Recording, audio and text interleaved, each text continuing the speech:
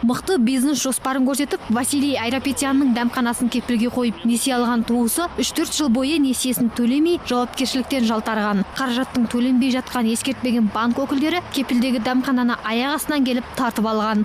Менің туысым 3-4 жыл бұрын банк-центр кредиті менің дәмханамды кепілге қойып несие алған. Алайда банк өкілдері маған кредиттің төленбей жатқандығы туралы еш ескерткен жоқ. Аты жөні жоқ, басып кірді. Қазір үлкен күзетпен күзетеді. Мен сотта 2 рет жеңдім. Алайда банк-центр кредит сот үкімін орындамай, яғни менің дәмханамды қайтармай отыр.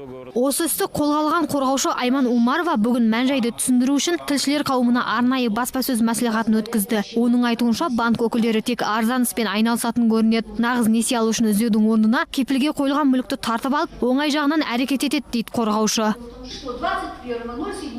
Бұл азаматқа Қарасай аудандық жергілікті полиция бір жапырақ қағаз әкеп берген. Онда хаттың жіберілген күні мен дәмхананы алу туралы ғана жазылған. Тіпті Василий Айрапетянның аты жөні де дұрыс жазылмаған. Хаттың толық мазмұнынан бұрын кімнің жібергені де белгісіз. Банк осындай өрескел қателіктер жібере отыра заңды белшесінен басуда. Қаскелеңде орналасқан аталмыш дәмханаға арнайы барған Қазақстан Республикасы парламент депутатының көмекшісі Елнұр Бейсенбаев ондағы қатаң күзетпен қорғалған дәмханаға кіре алмағанын айтады. Сондай-ақ бұл істі аяғына дейін бақылайтынын және дәл осылай қалдырмайтынын жеткізді.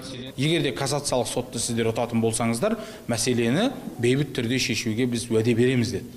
Кассациялық сотты ұтқаннан бері уақыт өтіп келе жатыр. Банк әлі күнге дейін бұл азаматтармен бірге келіссөзге келген жоқ. Тікелей сол жердегі охрана әлі күнге дейін тұр. Сот шешімі Қазақстанда банктар үшін үкімде емес, шешімде емес сияқты.